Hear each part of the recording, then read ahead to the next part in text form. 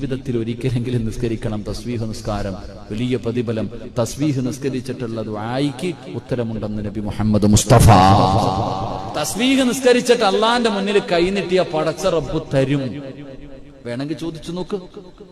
ആരെങ്കിലും തന്റെ ആവശ്യമുണ്ടെങ്കിൽ, നിന്റെ രോഗമോ നിന്റെ കടമോ നിന്റെ പ്രയാസമോ നിന്റെ പ്രതിസന്ധിയോ എല്ലാം മാറണോ, അങ്ങട്ട് 300 ദിക്ർ അങ്ങട്ട് പറയണം. സുബ്ഹാനല്ലാഹി വൽഹംദുലില്ലാഹി വലാ ഇലാഹ ഇല്ലല്ലാഹു അല്ലാഹു അക്ബർ.